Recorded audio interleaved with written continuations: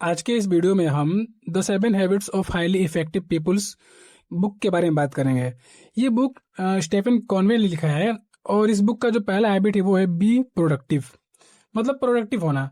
क्योंकि काफ़ी लोग ऐसे हैं आज के ज़माने में जो प्रोडक्टिव नहीं हैं, और उनका जो पहला लेसन है इस टॉपिक में वो कहते हैं कि ह्यूमंस और एनिमल्स के बीच में सिर्फ इतना अंतर है कि जो एनिमल्स है वो स्टिमुलस और रिस्पॉन्स पर चलते हैं। यानी कि अगर आप कुत्ते को पत्थर मारेंगे तो वो भौंकेगा या काट लेगा, उसके पास कोई विकल्प नहीं है, वो अपने इंस्टिक्ट को गुलाम है, क्योंकि उसके पास कोई भी विकल्प नहीं है। आप अगर उसको पत्थर मारेंगे तो प्योर है, मतलब फिक्स है कि वो आपको काटेगा या फिर भौंकेगा और वो कुछ नहीं कर सकता है।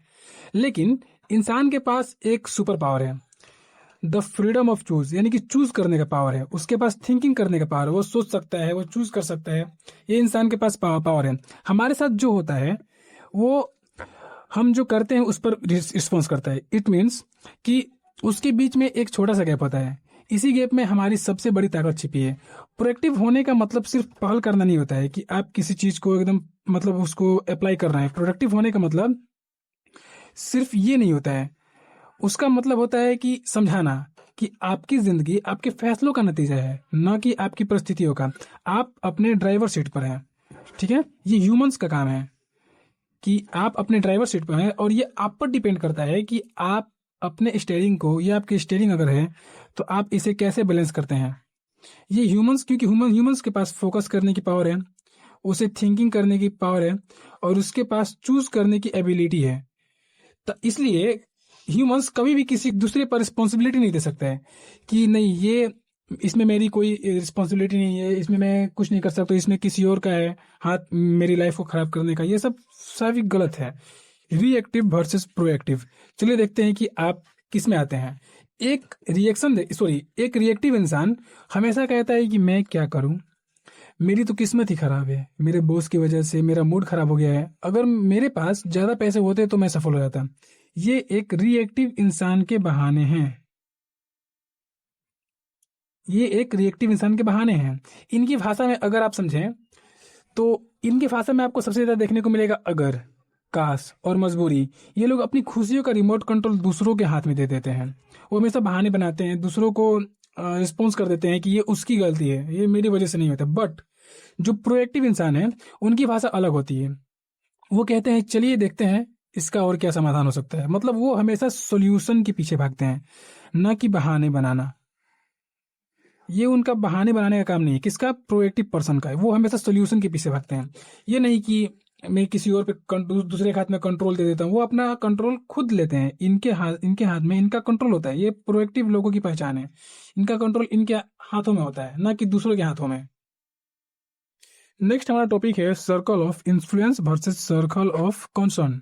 इसे ध्यान से समझिएगा, क्योंकि यही प्रोएक्टिव होने की असली चाबी है। हमारे पास दो घेरे होते हैं, पहला है सर्कल ऑफ कंसर्न और दूसरा है सर्कल ऑफ इन्फ्लुएंस। कंसर्न का मतलब होता है चिंता, चिंता का घेरा, और इन्फ्लुएंस का मतलब हो गया प्रभाव का घेरा।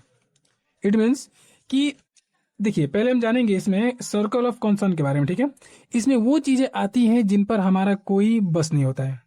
जैसे इसके अंदर क्या क्या आ सकता है, जैसे दूसरों की राय, ठीक है। मौसम, आपके हाथ में आपका मौसम नहीं है, सॉरी आपके हाथ में कोई मौसम नहीं है कि क्यों ऐसे बारिश पड़ रहा है, मैं नहीं जा पाऊंगा, इसमें बारिश की जिम्मेवारी गलती है, बारिश पड़ गई इसलिए मैं नहीं जा पाऊंगा, या आपका बीता हुआ कल, मेरा पास्ट अच्छा नहीं है। ये सब सारे आते हैं इसमें सर्कल ऑफ कंसर्न में, ठीक है।